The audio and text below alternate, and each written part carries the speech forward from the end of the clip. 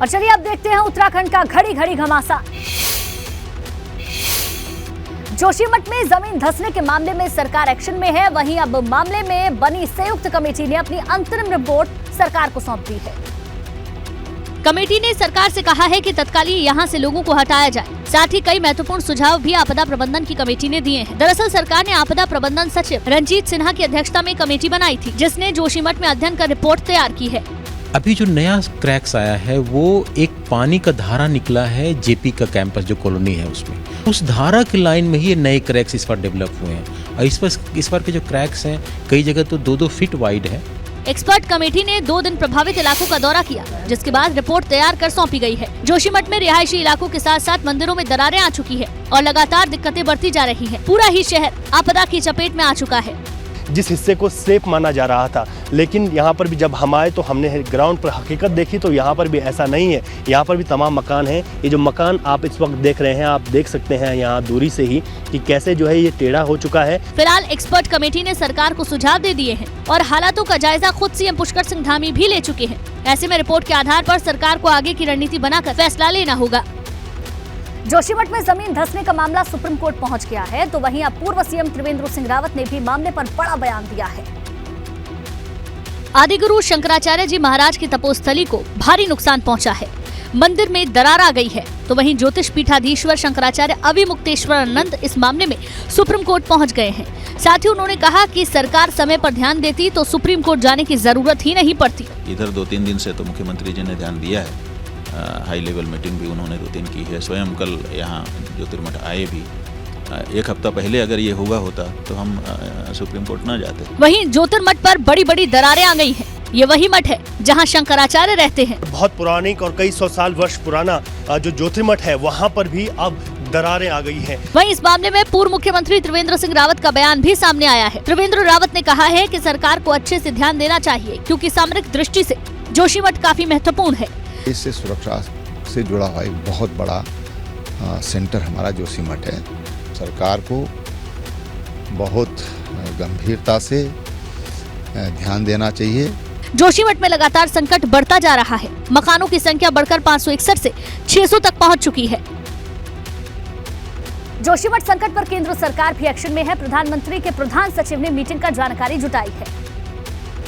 जोशीमठ संकट पर केंद्र से लेकर राज्य सरकार अलर्ट है। दिल्ली में पीएमओ में हाई लेवल मीटिंग हुई। प्रधानमंत्री के प्रमुख सचिव डॉक्टर पीके मिश्रा समेत अन्य अधिकारी भी बैठक में मौजूद रहे। इसके अलावा वीडियो कॉन्फ्रेंसिंग के जरिए उत्तराखंड के बड़े अधिकारी भी जुटे। इस बैठक में प्रधानमंत्री के प्रमुख सचिव डॉक्टर पीएम मिश्रा ने जोशीमठ में आई आपदा पर सारी जानकारी जुटाई है। आज प्रधानमंत्री नरेंद्र मोदी ने उत्तराखंड के मुख्यमंत्री पुष्कर सिंह धामी को फोन करके पूरी विस्तृत जानकारी ली कि किस तरीके से वहां के हालात हैं और राज्य सरकार किस तरीके से निपट रही है। वहीं अगर बात करें तो केंद्रीय स्तर पर भी आज एक बड़ी बैठक हुई, जहां पे प्रधानमंत्री के प्रधान सचिव पीके मिश्रा ने ये बैठक ली। वहीं जोशीमठ संकट पर प्रधानमंत्री नरेंद्र मोदी ने मुख्यमंत्री पुष्कर सिंह धामी से फोन पर बात की है और हर संभव मदद का भरोसा दिया है। हर संभव वहाँ पर काम होगा उस शहर को बचाने के लिए और लोगों के लिए हर संभव सहायता का उन्होंने आश्वासन दिया है। इतना ही नहीं, अभी तक जो नुकसान हुआ है प्रदेश सरकार उसका आकलन भी कर रही है। दरअसल जोशीमठ धार्मिक ही नहीं बल्कि सामरिक दृष्टि से भी काफी अहम है, क्योंकि जोशीमठ के साथ चीन की सीमा भी लगती है। यही वजह है कि प्रधानमंत्री मोदी खुद जोशीमठ संकट की मॉनिटरिंग कर रहे हैं। भाजपा के वरिष्ठ नेता और यूपी विधानसभा के पूर्व अध्यक्ष केशरीनाथ त्रिपाठी का निधन हो गया। केशरीनाथ त्रिपाठी कई दिनों से गंभीर रूप से बीमार चल रहे थे। सुबह 5 बजे उनका प्रयागराज में आवास पर निधन हुआ और शाम को रसूलाबाद घाट पर अंतिम संस्कार किया गया। केशरीनाथ त्रिपाठी को आज ही लखनऊ के एसजीपीजीआई में भर्ती कराया जाना था, लेकिन 88 साल की उम्र में उनका निधन हो गया। पश्चिम बंगाल के पूर्व राज्यपाल, उत्तर प्रदेश विधानसभा में 3 बार स्पीकर रहे यूपी बीजेपी के वरिष्ठ नेता और पूर्व प्रदेश अध्यक्ष पंडित केशरीनाथ त्रिपाठी का निधन हो गया है। पंडित केशरीनाथ त्रिपाठी न सिर्फ एक बड़े राजनेता थे, बल्कि वो इलाहाबाद हाईकोर्ट के सीनियर एडवोकेट थे। इसके साथ साथ वो संविधान के विशेषज्ञ थे, कवि थे, साहित्यकार थे। केशरीनाथ त्रिपाठी 3 बार यूपी विधानसभा के अध्यक्ष रह चुके थे। पहली बार 1991 से 1993, 1997 से 2002 और मई 2002 से 2004 तक कार्यभार संभाला था। केशरीनाथ त्रिपाठी 2019 तक पश्चिम बंगाल के गवर्नर भी रहे। इस बीच उनके पास बिहार, मेघालय और मिजोरम राज्यों के राज्यपाल का अतिरिक्त प्रभार भी रहा। इसके अलावा केशरीनाथ त्रिपाठी उत्तर प्रदेश भाजपा के अध्यक्ष भी रह चुके हैं। मुख्यमंत्री योगी आदित्यनाथ ने पूर्व गवर्नर केशरीनाथ त्रिपाठी को श्रद्धांजलि दी। वहीं प्रधानमंत्री नरेंद्र मोदी समेत प्रदेश के सभी नेताओं ने ट्वीट कर दुख जताया।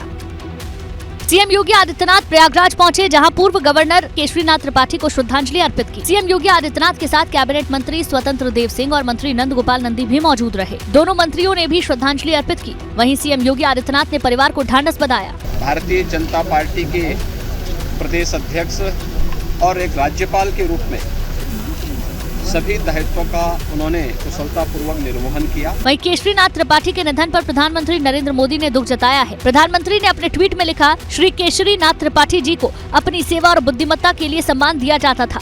संवैधानिक मामलों के जानकार थे। यूपी में बीजेपी को मजबूत करने में उनकी महत्वपूर्ण भूमिका रही और उन्होंने राज्य के विकास के लिए कठिन मेहनत की। उनके निधन से बहुत दुख हुआ है।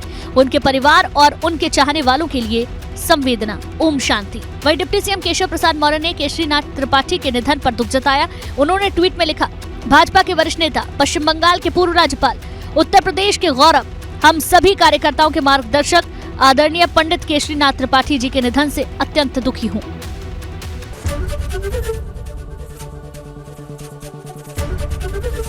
एबीपी गंगा, खबर आपकी, जुबान आपकी।